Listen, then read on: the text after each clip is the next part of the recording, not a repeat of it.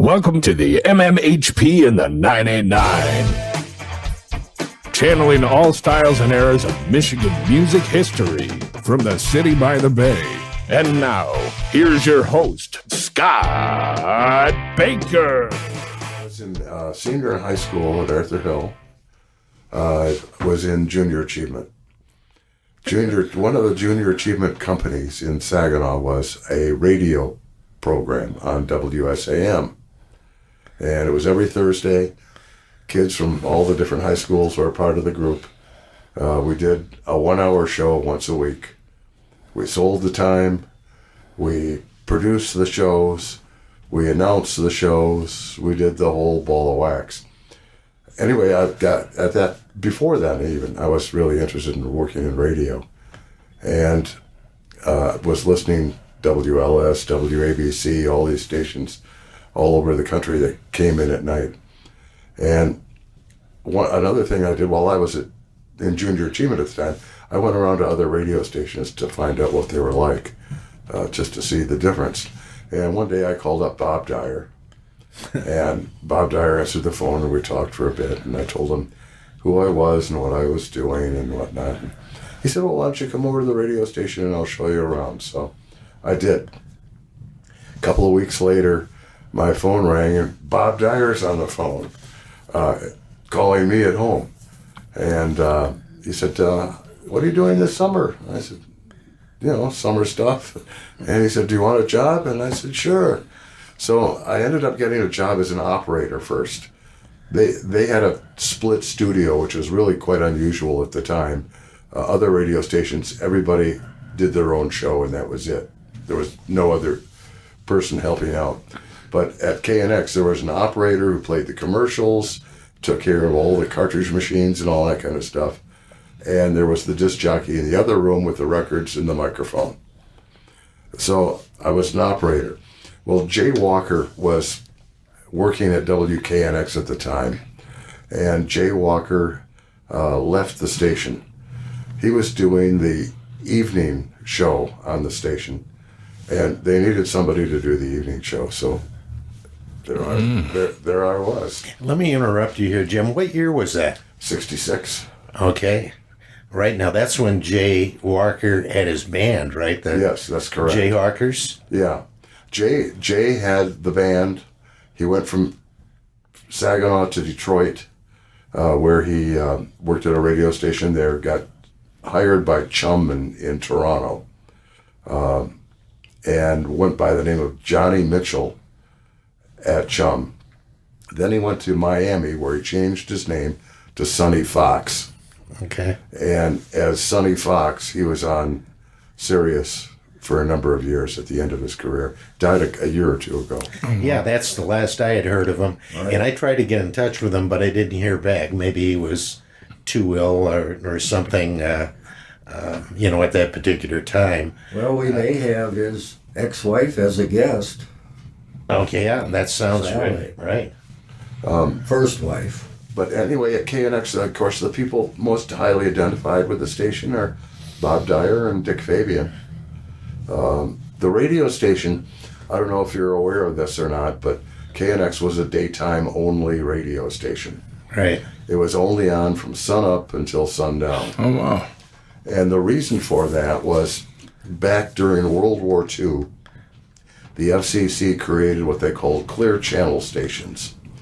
1210 in this area of the country, the clear channel was owned by WCAU in Philadelphia, which at night could be heard over most of the eastern part of the United States. The reason it was done that way was so that rural areas that didn't have local radio could have news during World War II. And there were actually some stations that were 500,000 watts rather than the maximum 50,000 they have now for the big city radio stations. Mm-hmm. So they could be heard basically all over the country. So that's why we could pick up WABC and right. WLS from Chicago, because I know the same as you. I used to listen to those channels all the time at night. That's correct. They're clear channel stations as well. There are other stations around at that place on the dial, but they have to turn off at sundown. and they can come back on again at Sunnap. What was unique about KNX was the power was 10 times what WSAM, WTAC, and all the other local pop radio stations, 10 times more powerful, which gave it a reach. You could hear WKNX from about Pontiac up to the Straits of Mackinac. During the daylight hours. Yeah, that was it. Yeah, well, they were the number one channel when Dyer and Fabian were kind of the main guys there for quite a few years, right? 10 years in a row, they were number one radio station in Saginaw. Bay City, Midland, Flint even. They even came into, if not number one, close to number one in Flint as well. So it was a very listened to radio station. And Fabian is like one of the most successful morning men in the history of radio. He had like 40 shares in the morning, which when you look at all the radio stations there are now, I mean, if you got a 5 share, you're lucky, really lucky. But along with that, KNX, in 1964, that's when they started. Prior to that, they had doing block programming, which was an hour of polka, an hour of this, a farm report at noontime, this and that, and so on and so forth, and was not very successful. So Dyer and Fabian talked the owners of the station into going rock and roll. And basically at first they were pretty much a Beatles radio station. Oh, yeah. It was all the English bands. And 1964 they were playing Jerry and the Dreamers and all these British bands that came out initially over and over, and they became, boom, number one. Despite the fact they have to, in the middle of the winter, they can't sign on until after 7 o'clock in the morning, and they have to sign off about 5 o'clock in the afternoon. Yeah. They were number one from the time they signed on until the time they signed off. Well, I remember they somehow got a hold of, must have been Beatle albums from England, because they were playing songs that weren't available on the Beatle releases in the United States, because Capitol always changed the songs and, put less songs on the American releases than were on the English releases. And somehow KNX got a hold of those songs. Summer of '63, a girl lived down the street from me, went to England for the summer, and she came back with 2 Beatle albums that had been released in England. And we actually took them to WKNX, and they put them on cart machines. Okay, there it was, right there. There's the source. Yeah, right. So that's actually how they got them. Oh, yeah. All right. And this warm voice that you're hearing here on our MMHP podcast is the welcoming voice of an old friend of yours, Mr. Jim Bauer. Thank you for coming on our show, Jim. Sure. This is great. Yeah, what a great way to enter the show with that story. Oh, yeah. All right. Wow. And I know and many of our listeners can identify with, listening to WKNX. That was all, in your car radios, you had the presets. Right. The button. WKNX was always one of them. WTAC, WSAM. And if you're going up north for the weekend, you still got it. You Right. You didn't have WSAM maybe, but you had WKNX because of the power that it had. It had the full 10,000 watts, which was very powerful compared to other stations. Wow. So, I can't remember, did WSGW have play records or just their DJs had? they were always news. That's what I thought. News and the Tigers. I mean, it's the same stuff they're doing now. But Ken Clark, he had the Elks Dance. He was the DJ at it. Was he? Well, they must have played On music. Wednesday nights. They must have played music at some time. They were somewhat successful for that time. They were always like about the number 2 station in town because they had the news and they had the Tigers and they had other things that people wanted to hear. So, Well, yeah. And, back in those days, not every Tiger game was on television like it is now. right. So, you could walk around in the neighborhoods at night. I can remember this so clearly. Hear the Tigers You could walking hear down the the street. Yes. Yeah. I mean, so many houses had the Tigers on, windows open, or sitting on their porch. It was just part of life in the summertime in Michigan. And that's back when they were pretty good. Yes. Yeah. That makes a difference. Yeah. That continued. I mean, I remember that walking around Hart Street to Mercer in the 80s, so you could hear hear it coming on out of garages growing up, walking the streets at night, and Tigers, and Ernie Harwell. Yes, exactly. George Kell. Yeah. There were a couple other people that I worked with at KNX that became quite famous in one way or another. When I first started there was a guy by the name of Mike Wendland, who was from Bay City. He was a writer for the Detroit Free Press and was very successful, was their tech writer for many years, and became successful at that.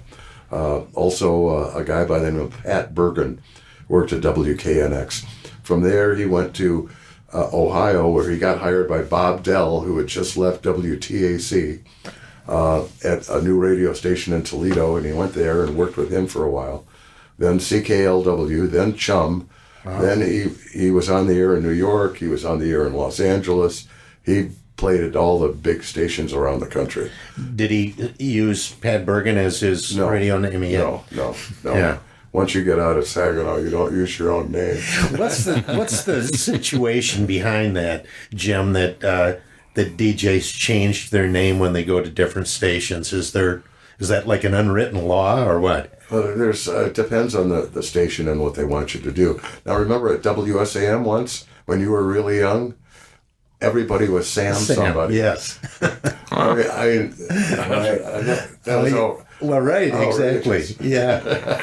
A whole station of Sams. Sammy. Yes. Okay.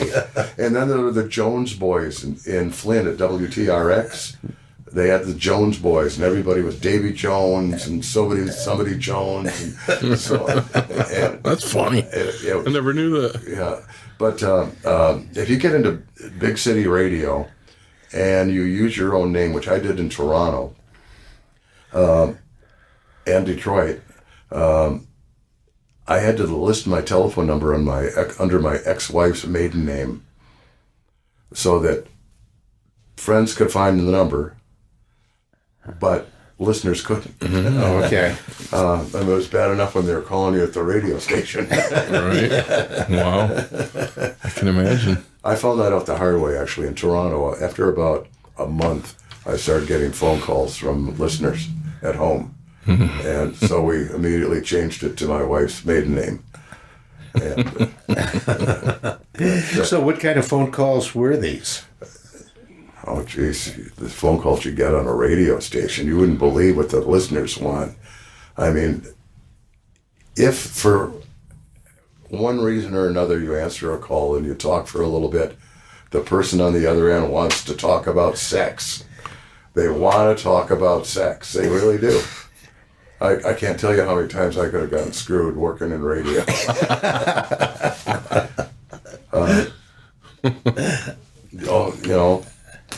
That's just the way it is. Yes, and I'm sure you had some kind of lonely people out there. There are a lot of them. Yeah, all right. There are a lot of them. There was one girl that, when I worked in Toronto, called me almost every day I was on the radio. Wow. Hi, how are you today? Are you okay? Good. You didn't sound real good at the beginning there. Oh, I'm okay. I'm okay. Thanks a lot, though. I'll talk to you tomorrow. Gosh. Wow. So when you were DJing, Jim, were you able to program the songs, or were things kind of, was there a program director who gave you the playlist? I mean, did you have some flexibility as a DJ? At WKNX, I could have played anything I wanted to. Didn't matter what it was, I could play it. They had a relatively long playlist as far as a radio station was concerned anyway. They played some jazz things, they played some country, they played rock and roll, they played folk, they played pretty much the whole gamut. But it was shortly after that radio stations started formatting. And I went to work for a radio, after I left KNX, I went out east where I moved in with my ex-wife, and I worked for a radio station out there, and it was pretty much free-form radio. And we were playing albums, we weren't playing singles, we were playing albums. So we were playing extended long tracks and all kinds of various things you didn't hear on the radio other places. Was that FM? Yes. Yeah, it seemed like FM. Right. It's totally different than AM. Right. Probably the best radio station I ever worked for was CHUM FM in Toronto. We had a staff that just you wouldn't have believed. They were funny, they were interesting. They kept you wanting to listen. They kept you wondering, what is he going to play next? Because everything got better and better and better as time went on. We could play The Who and go into Beethoven. We could play Joni Mitchell and go into Bach. Wow. We could play jazz pieces. We could play Weather Report. We played all over the place as far as music was concerned. It was great. The radio station when I started there was the 5th largest audience in Toronto. When I left, it was number 1 in the city and highest rated radio station in the country. And then I worked for several other radio stations in Toronto as well. And last station I worked at was WDET in Detroit, which is the public radio station there. When did you leave KNX? It was about 1970. One thing that, I interviewed Dick Fabian for my website, and he had talked about, back in the days when Dick Wagner was in the Bossmen, he and Wagner became very good friends. Yes. And Wagner apparently and the Bossmen would come to WKNX and they would record skits and various other things. Were you involved in any of that stuff? Was that going on when you joined? Because that's getting toward the end of the Bossmen. Yeah, well, I was around the Bossmen a lot. All those bands.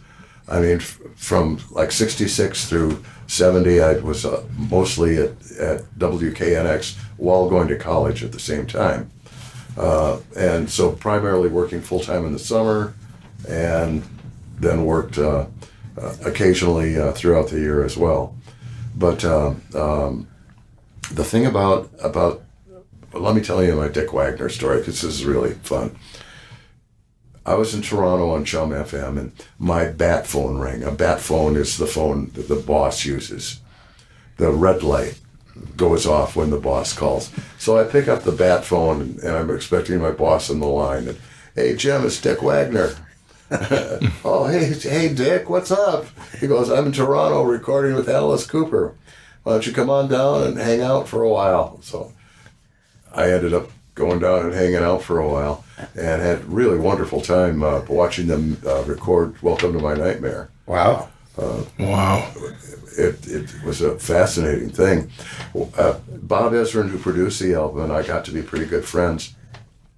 After a number of months after the recording session was done, he came to the radio station with the acetate of Welcome to My Nightmare and wanted me to play it about 3 months before it was about to come out.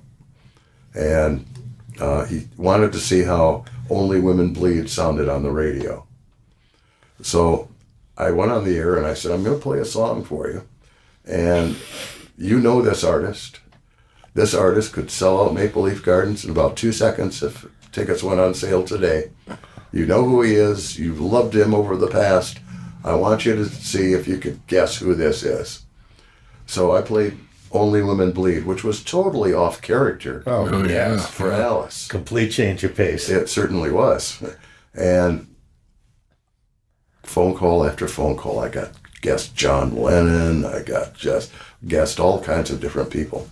Nobody was right. So at the end of the song, I went on. I said, well, you were wrong. It's not the right person. While I'm doing that, I'm queuing up Welcome to My Nightmare. And I said, okay, I'm going to give you one more song to listen to. Tell me if you can tell me who this is.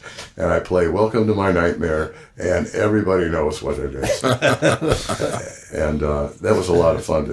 So I was the first person ever to play that on the radio. That's outstanding. I never knew that story. I worked with Dick for a few years, too. That's great. Yeah. Wow. Yeah, he was there frequently in Toronto. Yeah, that was the kind where Ezrin recorded. That's it. Yeah. He recorded at the Nimbus 9 studios, basically. And you didn't take any pictures from back then, did you? When I moved from Toronto, I lost so much stuff. You wouldn't believe what I lost. a lot of stuff I didn't want to bring because I know I'd have to pay taxes on it. And anyway, these are the stories where, man, I wish there was some footage of this. Unfortunately, that period of time, you know, that just, you know, you had to have a camera with you, and you know, it wasn't documented in film. Everybody's got a camera now. Oh yeah, your phone. I mean, Everybody's got a camera. That'd be a cool YouTube Aircheck to hear that show, though, just for a little audio, you know, if someone had it. Yeah, if I had it. Yeah. I've got some old recordings of radio stations I worked at, but not all that many. Yeah. I mean, you can only keep them so long. Right. You know. Did Dick come back to KNX after he had, you know, the Bossman broke up and he was forming the new band that eventually became Frost? You know, I know it seemed to me that KNX was playing his singles that he put out on date. Yes. You know, like Sunshine. Yeah, that's correct. Rainy Day. Yeah, they did play those. That was about it, though. I'm not sure that after that. Well, what was the bum bum bum bum bum bum bum? Mystery Man. Mystery Man got played. Also, rock and roll music got played. Yeah, but that's about it. They didn't play much other than that. I don't think from the last album they ever played anything by the Frost. To the Eyes of Love, that last record that came out. Yeah, well, their problem was their record label. You know, they signed with the wrong label, Vanguard. That was a bad mistake. Absolutely. That was a downfall. Yeah, because of all those Michigan bands that came out during that era, I thought the Frost and maybe SRC, it would be second, had the most like commercial appeal. True. You know, and Wagner just had that knack of writing these songs with hooks. You know, they just sounded so good. If they had found a producer back then, that would have been great. I mean, they had a folk producer producing them. Yeah, Sam Charters. Yeah. It just didn't work. No. Didn't work at all. They didn't have the right distribution. It was just, you know, just nothing went right in that whole thing, which is too bad. He talked about that a lot, making the wrong. And then later on in his career, for that solo record he put out under Richard Wagner, that was an Atlantic Records mistake. What a mistake that was. Yeah, and that was on Atlantic. He couldn't get him to change it. I mean, they put it out Richard Wagner on the top, and then a drawing of a guitar. Yeah.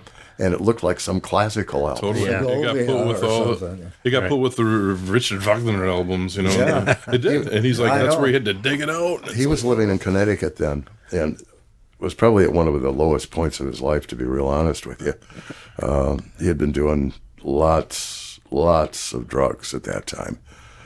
He told me that there were years where he spent over $100,000 on coke. Anyway, I called him up. I said, how come no one's playing this? And he goes, I don't know, it's the record company, it's the album cover, it's that. So I called radio stations all across North America for him, and I got him some airplay, but it just never went anywhere because the label wasn't behind it. Mm-hmm. It didn't. Yeah. Have you read Dick's memoir? Yes. Not Only Women Bleed. Yeah. He was very honest in that. Oh, yes. You know, a lot more honest than most people are when they write about themselves. That's true. Yeah, there was a lot. You know, I didn't know anything about all his, you know, drug issues and sex addictions and all the other things that he covered in there. Yeah, he had a few of them. Yes. Oh, man. Yeah, that was a good book. Really good book. Yeah. That's what a career that guy had. I still miss that guy. Yeah, I remember those times we'd go see the Frost in Jim's Camaro. Yeah, I had a Camaro back then. Hey, did he ever come to your radio show and wherever you may be and perform live on the air for you? You know, I had talked to him about doing it when I worked at WDET, and for some reason it never got linked up. At that time, he was actually in Saginaw. He had that recording studio for a while, and which went belly up. And that's when I was with him at. Yeah, so he tried, but yeah. Then he moved to Arizona. Yes. Of all your radio career, did you get anybody come in on the air to do some impromptu live songs off the new record to sing for you, or all perform? kinds of them. What was some of your favorite memories of that? And no matter what kind of genre. Well, there've been so many over the years. Yeah. I mean, like, if there was someone that I really wanted to meet, I'd show up at the radio station knowing when they're going to be there and that kind of stuff. And it wasn't necessarily on my show or not. But gosh, I met Paul McCartney. I met Ringo. I met John Lennon once. Frank Zappa. I remember Yeah, that. Frank Zappa. He had an album out which had the song.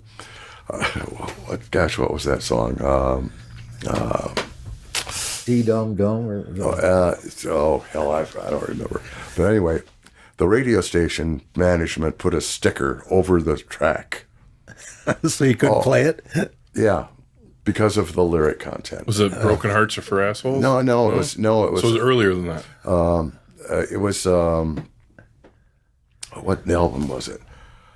Some Dynamo Hum. Oh, yeah. They didn't want us playing Dynamo Hum on the radio. Overnight Sensation or one of those ones. Yeah, right. Yeah. So anyway, he comes to the radio station for an interview. He's in town doing his show, right? So they're doing the interview, and he looks over while he's doing the interview, and he sees this sticker over Dynamo Hum, and he's furious. He's absolutely furious, and he's demanding that the owner of the station come down here and give him a good reason for putting a sticker on his record. How dare he do that? And it was Censorship. yes. So that was basically, in other words, the artists were still coming on the radio when they had a new record out and talking about it, right? It was still, that's still is that still going on today? Still goes on, yeah. Okay, yeah, I wasn't when sure. When I most recently worked at WDET, people came in there all the time to do live programs. Back when it was a music-oriented station. Okay, It's not a music-oriented station anymore. Right. It wouldn't make any sense to go on a station it wasn't. Basically, basically a talk shows now. Yeah. So they've changed their format, which got rid of all of us. There's a whole staff that they were paying benefits to that they're not paying benefits to anymore. Isn't Ann DeLisi still have her show on Yeah, now? she does. Just one afternoon a weekend, I think. Right. Yeah. She was doing something good. When we started out last year with Don Was. It was going to be a report, and I tried to get them tied into the show, and she was going to ask him about it, but we just kind of lost contact, and he was busy, obviously. Are they still doing that show? Don I don't Was? know. I just thought about asking her the other day. I got an email. Did I tell you about getting an email from Don Was? No. Yeah, he discovered that I had written this story about the Mump. Do you remember the Mump, Jim? It was a teen club that was in the Northland Shopping Center. It used to be the Northland Playhouse, which went out of business, and then this jeweler from Detroit, High Weinstein, rented it and turned it into this teen club, which was very, very successful for a couple of years. But anyways, I had written a story about it, and Don Was found it on the internet, and then he also, since it was on my website, he discovered that Was Not Was was in the Michigan Rock and Roll Legends Hall of Fame. So he sent me an email, thanking me, and he was going to stop by in Bay City and maybe see the exhibit. Oh, maybe we could work something out here. Yeah. So this is recent? Yes. Oh, please, yes. It was before that, we opened. So I'll have to go back and look at the date. It seemed to me it might have been like January. Well, they just put tickets on sale, I think, for the Detroit showcase that he puts together every year. I think they went on sale last week. Concert of Colors. Yeah, I think that's on sale right now. Mm-hmm. So I was just reading about that. Free. Or maybe they just announced it then. I don't know if it was tickets or what, but as it came across my feed. I usually go every year, and it's free. It's unbelievable. Yeah. I just was seeing it come across the screen last week, and Don Was something else. But yeah, I was wondering, Jim, what of all the memories did anybody like blow your mind? Like, oh my gosh, you brought a guitar and sang a tune that we didn't expect that to happen, or anything like that, or well, not necessarily somebody big, but maybe what you just liked. Not especially. There's a singer in Toronto by the name of Tony Kosanek, who's a very talented songwriter. I don't know if you've ever been to a Blue Jay game, but they have this song that they play in the 7th inning stretch called "Let's Go Blue Jays," and he wrote that song. And anyway, he was a really talented singer and songwriter. And I had him on my show several times in Toronto, and he just played live. That's cool. Some people would do that. Some people would. Yeah. They'd rather you play their record. Yeah. Yeah. They want their record played. Well, yeah, that's why they're there. Yeah. Right? Can't blame them. Yeah, they want their record played. So, because that's money in the pocket. Well, yeah, certainly. Do you maintain any of your contacts with anybody that you were close with over the years? Well, a lot of people in the business that I've worked with at various places. I've been on the air in Boston. I've been on the air in Toronto, Detroit, and Saginaw. Yeah. Did you say when you went Zappa, where was that at? Pardon me? Where was Zappa at? Oh, that was Toronto. In Toronto? That was in Toronto, yeah. Oh, wow. Yeah. Jim, how do you move about? I mean, you were on KNX for a number of years. Do you apply to go to these other stations? What's the how does that work? Because usually, I guess Bob Dyer is probably an exception of spending his whole career pretty much on one station. No, let me just say this. When he was young, he got offered a job at WJR and turned him down. Wow. Can you imagine that? Yeah. And at that time, WJR was about as strong a number one station in a city as any in the country. Did Bob ever talk to you about why he made that decision? He just preferred small towns. Okay, like Saginaw. Yeah. Yeah, he had a pretty good thing going here, even in the early days. And he was promoting a lot of country music concerts at the Saginaw They made Auditorium. a lot of money doing concerts, the Bel Air roller rink and the Y dances and all that kind of stuff. They pretty much split the money at the gate with the owners, and they made some pretty good coin back in those days. Did you? Mind your tickets were cheap. Yeah. Did you have any interaction with them, or did you ever work any of those Y-A-Go-Go shows in Saginaw at the Y? No, those were more while I was still in school. Oh, okay. I think that kind of vanished about the time that I started working at KNX. They had the outdoor thing in the summer, and pretty much that was about it at that time. Once in a while, some school would call, they're doing sock hop, can you send a DJ? And they, do one of those. I did a few of those. Yeah, well, I remember when I was in high school, and this is a very small parochial school. I don't think we had an enrollment would be of under 200. And we had Bob Dyer and Dick Fabian had come to our high school and do, Friday night dances in the gym, the sock hops and so on. They were both really great guys. And both really encouraging to me as just getting my feet wet. And terrific people. I enjoyed both of them. And unfortunately, I went to both of their funerals, but everybody gets there. Yeah, very definitely. Of all the Michigan music that you've gotten to play, which is kind of what our show's about, was there anything that struck you along the way that was surprisingly cool, or something that surprised you and you weren't really huge into that might have been big, or any of those? No, there's a lot of the bands from back the late '60s, early '70s. There was some terrific talent, and a lot of them went on doing other things, like Coda. What was his name? Cub Coda? Yeah, Cub Coda in Brownsville Station. Right, Yeah. right. He went on and did some great records back in Sure the did. 80s. Yeah. A lot of the performers did great music and are still doing it. What? How did WKNX handle Jay Walker's band, the Jayhawkers? And he put out, must have been 5 or 6 45s. Was there any, I don't know what you would call it, conflict of interest or anything like that about playing? I don't think he ever played them. Yeah. I don't think he ever played them.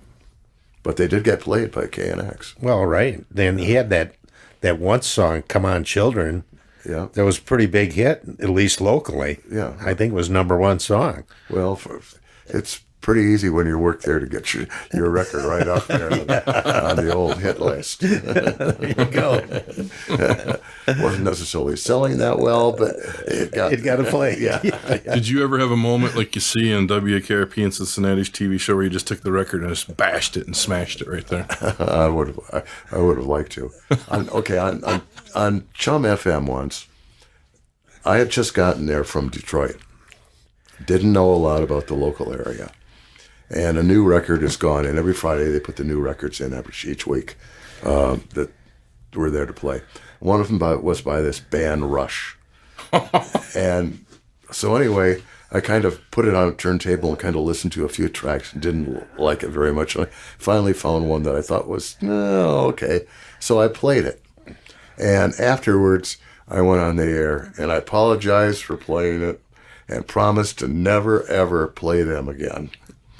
And I didn't know they were from Toronto.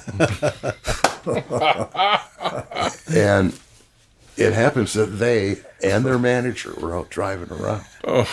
And they were hearing themselves on the radio for the first time. You put Rush on for the first time? Oh, my gosh. For the first time. And the next morning, my boss calls me. He goes, Jim, did you play the Rush album last night? I said, yeah. He goes, did you know they're from Toronto? And I said, no. And he said, they were driving around last night. Oh, no. And they were on the 401 with the music all the way up, peaking, hearing their music on the radio for the first time.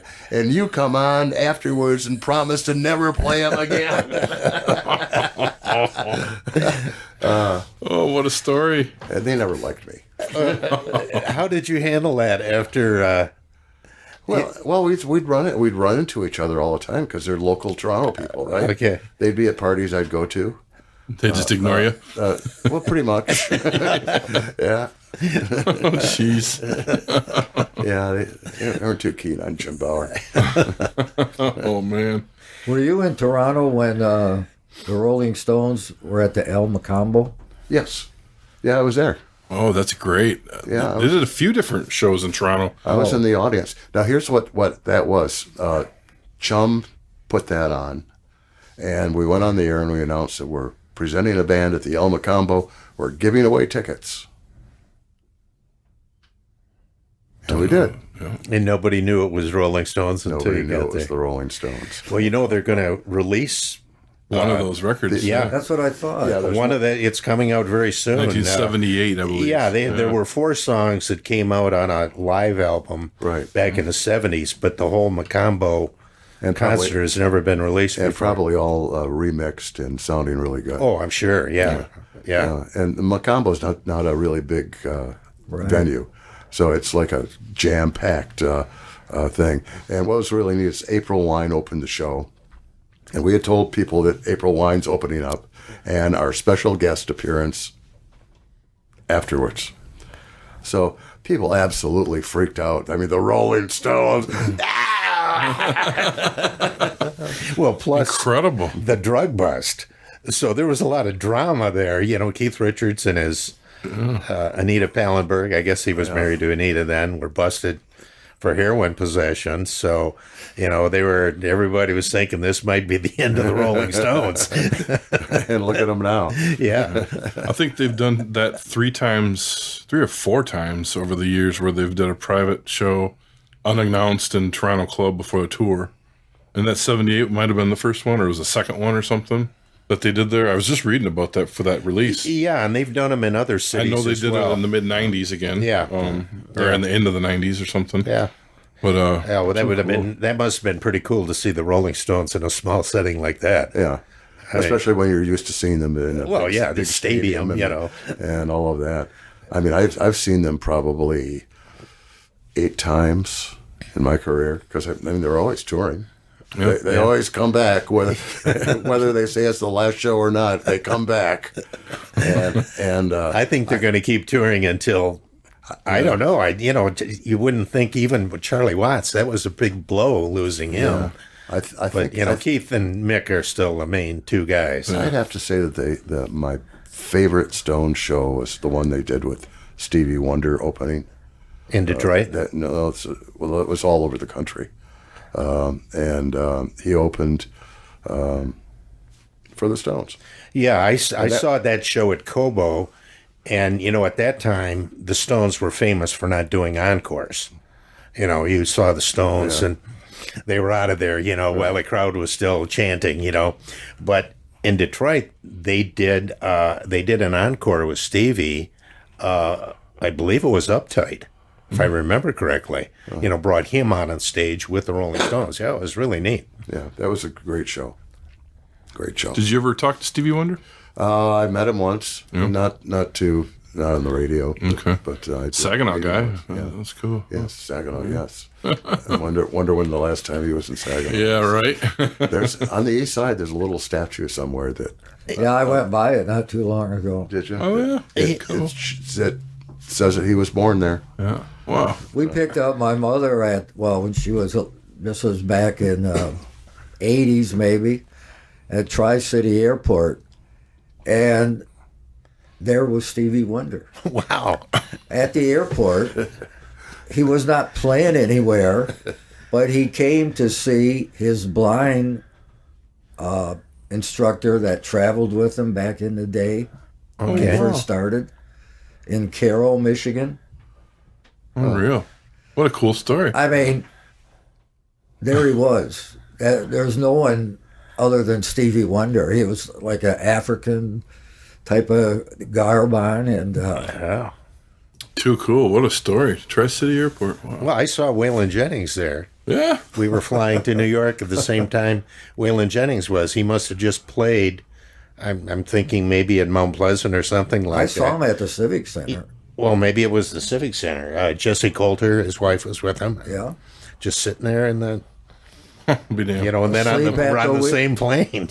Asleep at the Wheel opened up for him. Wow. That's cool. Wow. I was at Gordon Lightfoot's house in Toronto once doing an interview with him, and the doorbell rings, and Bob Dylan walks in. Is that weird or what? Well, tell us a little bit about that evening. Gordon Lightfoot and Bob Dylan. Well, it turned into kind of dueling songwriters. And it was just the three of you? Gordon's gal at the time was there, and a couple other people ended up coming over. There were a couple of people with Dylan, and they said, "Call your wife. We're going to have a party." So I called my wife. She came down, and Oh, man. everybody got really high.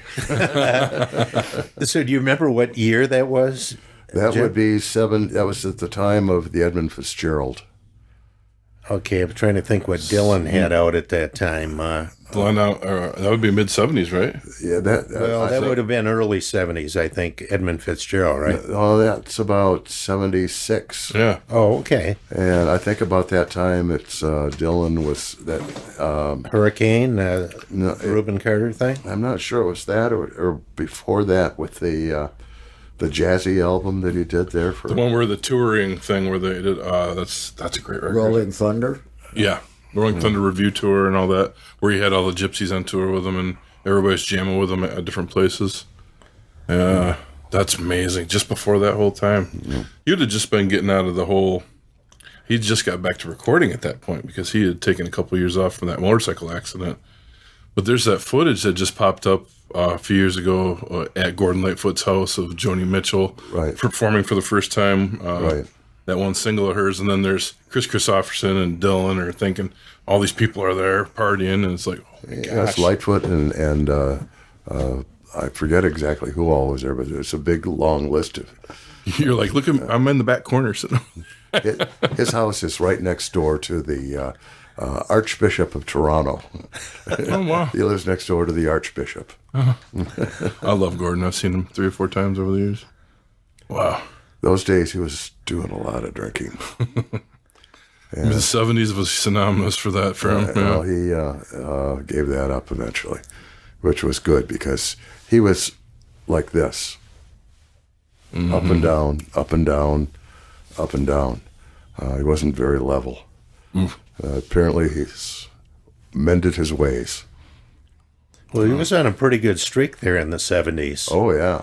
You know, with the Edmund Fitzgerald, Sundown was big hit for him. Carefree Highway. Yeah, right. There were a bunch of really big hits that he had, and he made a lot of money with other people recording him.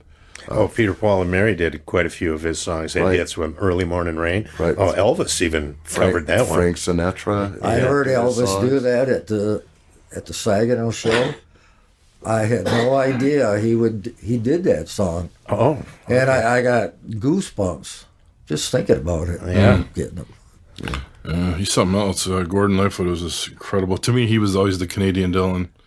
He's got his own thing going. Bruce Cockburn. Bruce rules too. He's got his own thing too. Cockburn. Yeah. Bruce Cockburn is an incredibly talented man. Really talented.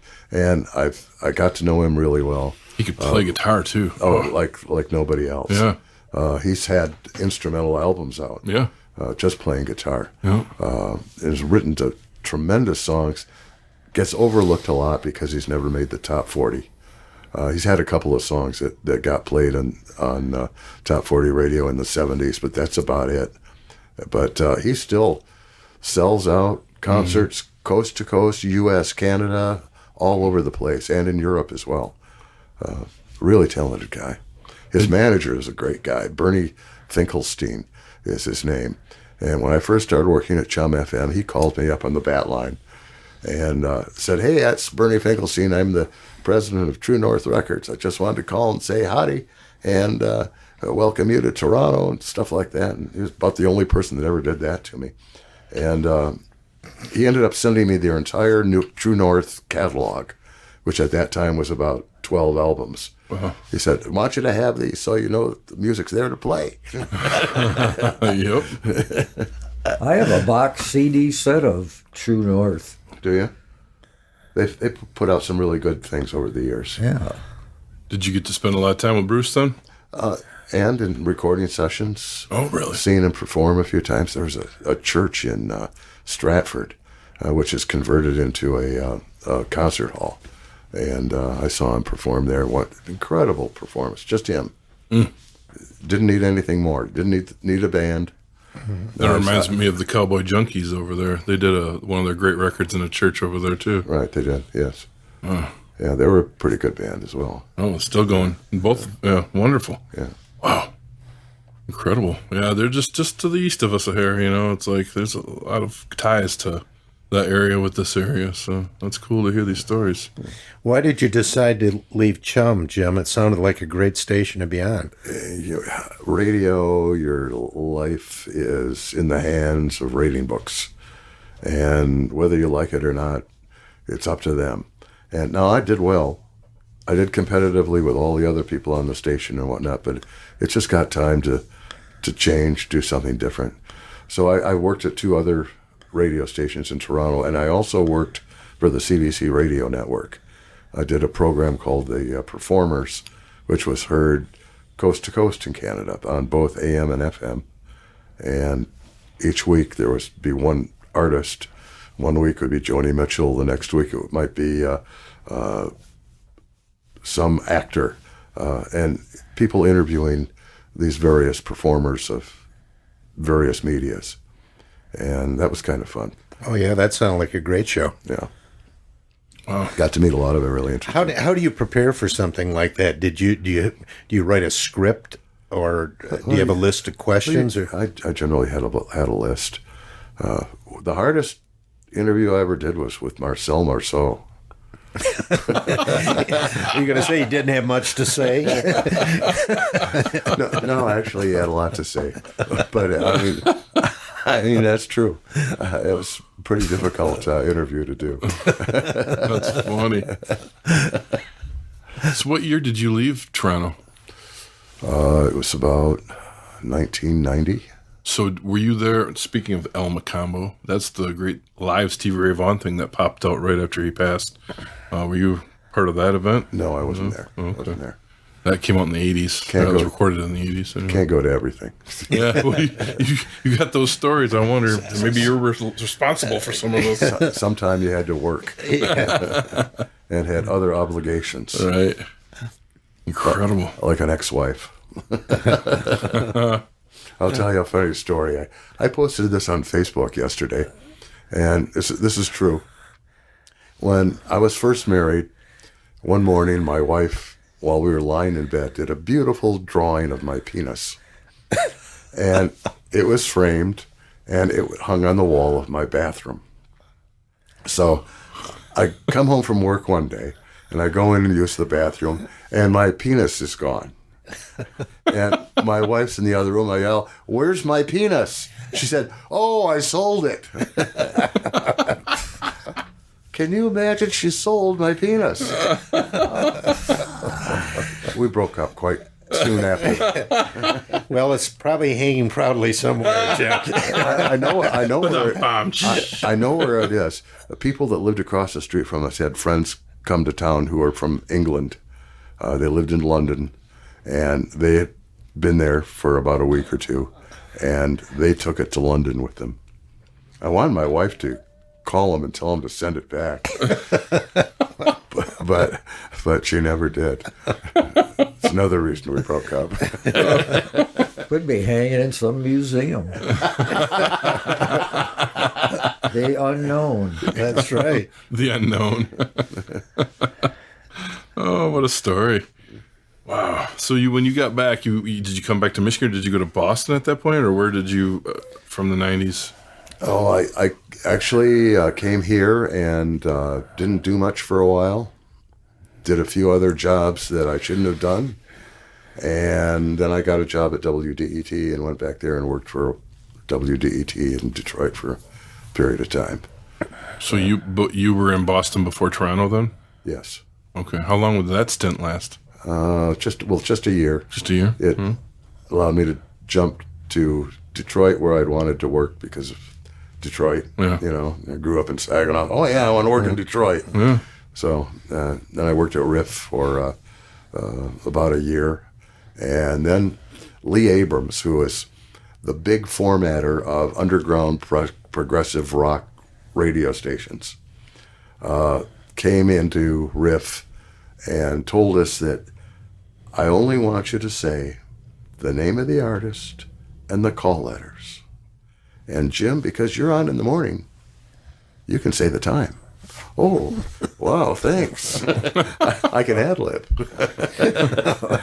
So I would say, is it 8:43 or is it 8:44?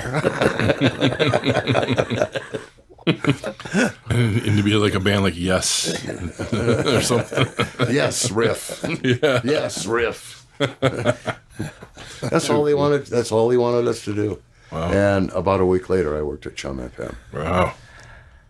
Well, we were going to have Jay Brandow on our show today too, who passed last week. I understand that, and he was actually doing background work on you, looking you up, and he's like, "I cannot wait to do this show, Scott," and I was just going to let you guys just go at it, you know. And thank you for all your great stories, man. Well, he was a talented guy, and I wish he had been able to be here. Yeah, he was looking forward to it. He had never met you, but he did riff too. And actually, I did meet him sometime, but he may not have remembered who I was or any of that.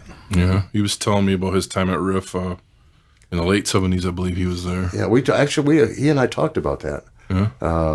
When I met him. I met him once or twice, I think. Huh. And he talked about the fact that he had worked at Riff. Yeah, it was one of his favorite memories till he got up here and started doing the news. And, yeah. Yeah. Well, he was good. He was a good person on the air. The thing I don't like about TV right now in Saginaw is every person doing the news looks like they should be in school. You know what I mean? Why did they let those youngsters in there? At least compared to me. Yeah. I know the feeling well. Yeah. So is there anything you're doing right now that's still related to radio? Wake up in the morning. That's the good thing every day. It's the early rise. It's the wake up in the morning. Yeah. Did you ever think about writing a book of your stories or anything? Or have you been on any podcasts like this before? No, I haven't. Oh, fantastic! But I've written a bunch of things down that I thought I might write about at some time or another. And being that I'm going to be 75 next Christmas, I should probably get to it. Well, you got time now to do a little writing and reviewing of that life history there. That's pretty cool. Well, thank you so much. Those stories should be shared, Jim. Thank you guys. I hope you do that. Yeah. Thank you guys. This has been fun. Yeah, it's great. Thank you so much for coming on. Yeah. The MMHP is hosted on Apple, Spotify, YouTube, and our own Libsyn podcast site. You can also search MMHP 989 on Facebook for up-to-the-minute information, as well as both Dr. J and Sir Fred's album picks of the week, posted every weekend. You can connect with Scott on the web at scottbakermusic.com, Dr. J at michiganrockandrolllegends.com, Sir Fred at fredrife.com, brought to you by Michigan Rock and Roll Legends, located both inside the Bay County Historical Museum on Washington Avenue, as well as Scotty's Sandbar on Evergreen Drive at the Bay City Middle Grounds. On behalf of the hosts, Gary, Dr. J. Johnson, Sir Fred Rife, archivist and videographer Mike Beatty, and myself, this podcast wouldn't be here without Studio 163's Alan Garcia, the voice of MMHP, Mr. Eddie Switek, all of our guests, and you, the listeners. You've been listening to the MMHP and the 989. From all of us at the podcast, we want to thank you for tuning in. I haven't listened in headphones in a long time. Hell, when I worked in Detroit, when I worked at DET, I lived in Saginaw. Yeah, No we drove way. every day. I couldn't Holy believe shit. it. Every day, because it's so much cheaper to live here Yeah. than living down there. I mean, I couldn't have lived on the salary I was getting for 3 hours a day. I won the Dylan tickets on your show from down there. Wonder how that happened. I know. Does that happen? Oh, you're just a lucky I was guy. like the third caller. The lucky third caller from your friend's show. I love that story. That's great. Did you, when you were in Detroit, I probably should have asked you, Joni Mitchell had a place down there for a little while. That was I saw her at the Ginger Blue, though. Did you? Yeah, she played the Ginger Blue. Yeah, I that still was- can't figure out why I wasn't there that night. I mean, I was there Everybody all else the was there. time. Everybody else was there, Fred. You missed that. But like you said, sometimes you have to work. Yeah. And I was probably working.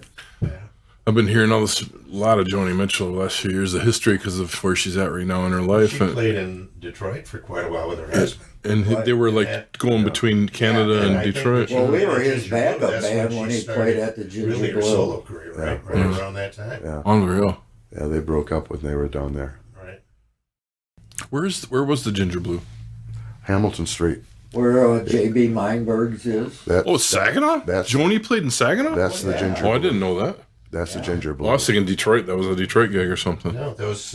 Well, you're old enough to know this. I mean, the bands that played Saginaw when we were kids, it was. I saw the Byrds, Sonny and Cher. I saw Simon and Garfunkel. I saw. I mean, the list went on and on and on and on and on. Yeah, they were everybody playing- that was in the top 40 played Daniel's Den Daniel's or Den or the or, YMCA. or the YMCA, one or the other. All right. They were all. We've had a lot of shows talking about some of the events. Like did you say the David Crosby? Byrds. The Byrds. They were the first really big one to come to this area from out of town. Well, when they played at Band Canyon, it was the first time they ever appeared in Michigan, and somehow it was the first tour nationwide. Real And hippies. Fred man. was there, I was and they there. brought these dancers with them from California that traveled with them, kind of like hippie dancers that were out on the dance floor. Yeah. Wow. Yeah, I interviewed them at Daniel's Den, and then played it back on my Samco radio show. Did you know the two young teenage girls, Deb and Joe, who were at everything at Daniel's Den in the Wyagogo, and they had their own little column on the weekend in Saginaw? They, if I'm not mistaken, they were the founders of the WKNX fan club. Probably. Wow. There you go. Yeah. A little more history on them. And I've lost track of them, but Well, unfortunately, Deb has passed away, but I wrote a big story about them on my website. Joe is still alive, and she lives in northern Michigan. I'm trying to think of the city now. But she kept a lot of the material. Deb had lost her collection of things from those years, but Joe has got autographs of the Five Birds that she got at Daniel's Den, Simon and Garfunkel from the Why Go-Go. And Bob Dyer used to love to tell that story about, that he had signed them for a small amount of money before The Sound of Silence came out. He did. And that Paul Simon honored the original contract. Yeah. Well, But I read that was all through Jim Atherton. They tried to get out of it, and Dyer wouldn't let him get out.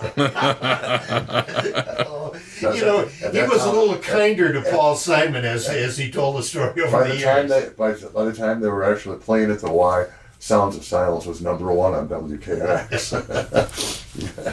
I They used to messaged. talk about their shows all the time, which was highly illegal. Oh yeah.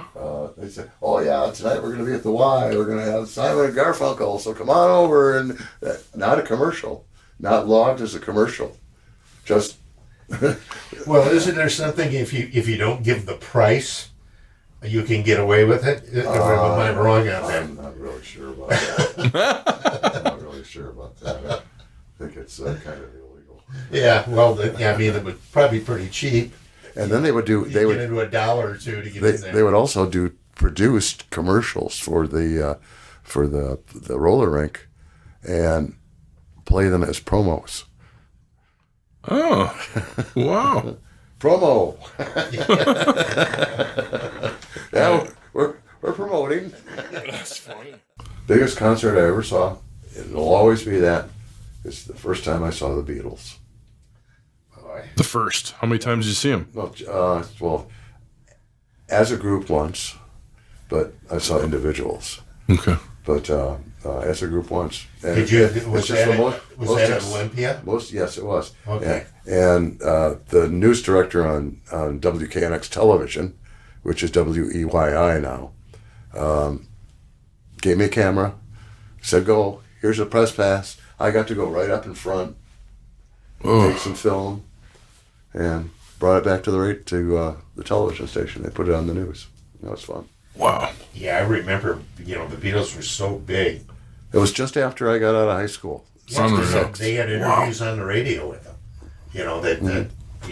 The news conference, and here's George, and talking to them. They play them back on the radio. I can't remember. It must have been KNX. It could well be. Yeah, probably was, because they were just so involved in the whole Beatle thing. Yeah, that was it. That was what opened their door.